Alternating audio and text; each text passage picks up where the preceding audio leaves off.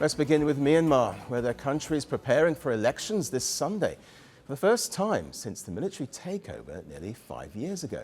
The vote is being hailed by the ruling generals as a step towards stability, but critics say the reality on the ground tells a very different story. Voting is scheduled to begin on December 28th, followed by 2 additional phases on January 11th and January 25th.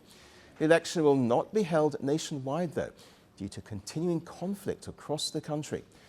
More than 50 parties are taking part in the election, but most are close to the military or rely on its support. Only 6 parties are contesting the poll, including the military-backed Union Solidarity and Development Party. It has put forward the most candidates and faces little or no competition in many areas. Experts say this gives voters very limited choice, with hardly any real opposition to military rule on the ballot.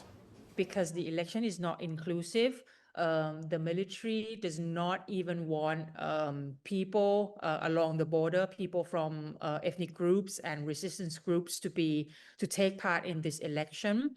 I think the idea is only to have an election, yeah, and they will take it from there, no matter what the result is. But I guess the result is pretty predictable for everybody, that USDP, the proxy party of the Myanmar military, will definitely win.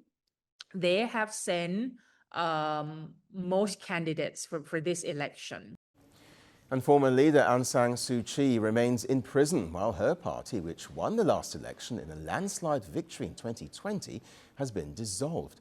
Several ethnic and opposition parties have also been barred, leaving millions of voters without political representation. However, smaller groups linked to Suu Kyi's supporters are contesting Sunday's election. If Mother Aung San Suu Kyi cannot come, I, as Mother's daughter, who is a real Khao Mu resident and former member of 1990 NLD, will come. Please do not say that Mother cannot come. I am interested in this election because I think only this election can change our situation. It can change to a new era. I am interested and I'm going to vote. The military junta says the election has public support and denies using force. However, new election protection laws now criminalize even mild criticism of the vote. Since July, hundreds of people have been arrested for speaking out against the junta. Western governments and the United Nations have rejected the vote, calling it neither free nor fair. But China, the military's key ally, is backing the election, seeing it as a way to restore order in Myanmar. However, ground data tells a different story, with the conflict intensifying over the past year.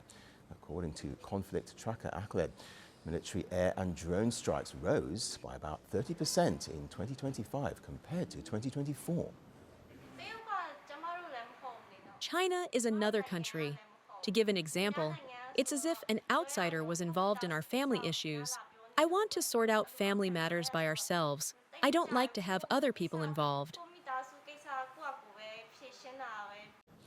Well, Myanmar remains locked in intense conflict. Armed resistance groups control large parts of the country, and fighting has continued since the 2021 coup. The army says the election marks a return to democracy and offers rebels a chance to make peace. But with much of the country excluded from voting and the conflict far from over, the question remains whether Myanmar's election marks a return to democracy or becomes another chapter in a prolonged crisis. Well, for more on this, we have with us Min Tent Bo, Advocacy and Communications Officer at Burma Campaign UK, joining us live from London. Thanks very much indeed for joining us. So let me ask you first, with opposition groups either banned or not taking part, how legitimate can this election be? To be honest, there is no doubt that this election will be a sham. There's no credible opposition, and junta leader Min Aung Hlaing has made it clear that anyone participating is expected to cooperate with the military. And like you mentioned it before, there is introduced a law in July that effectively criminalized any criticism of the elections. Voting cannot be held in large parts of the country due to ongoing conflict. And The only question is that the extent to which the military can use these elections to hoodwink that international community into legitimizing the regime. Any kind of acknowledgement will be a win for the junta, I would say. Well, let me ask you this. I mean, even as we discuss elections, Aung San Suu Kyi still remains in prison. How much of a shadow does that cast over the proceedings? Aung San Suu Kyi is very much an elephant in the room, giving her symbolism as opposition figure, the leader of the Burmese people. But there has been a lot of speculation about her health lately, in which the military denies. But her absence, it's impossible to ignore. Moreover, there is widespread conflict, around the country, which with an equally big concern, I would say. So, for example, 36 million IDPs, a staggering 20 million require humanitarian aid, which is more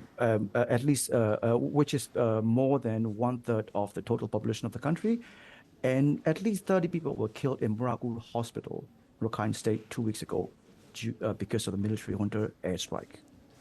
So how might the outcome of the coming polls then shape the future of Myanmar? Will it make any difference in your view? So the elections are a shallow exercise in political theater that no one with any basic understanding of the country should buy into. I would say that. Okay, we'll leave it there. Well, thanks very much indeed for joining us. That's Min Tent Mo. Thank you. Firstpost now available in 9 languages on YouTube. English, $36 trillion. French, Le FMI, comme German, Geschäftsführenden Direktor, Hindi, $30 trillion kakarjo. Indonesian, Pemerintah tanpa pemeriksaan. Italian, Sekali radikali. Japanese, 4兆ドル以上も Portuguese, por causa do próprio balanço patrimonial. Spanish. Beautiful bill. Go to Settings, click on Audio Track and select the language of your choice. Be the first to know what's happening around you in your first language. Firstpost.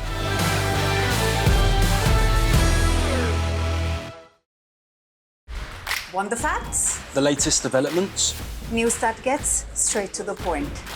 Well, we've got all 3 just for you. This is Firstpost Live, a brand new show, your window into what really matters. Don't miss it.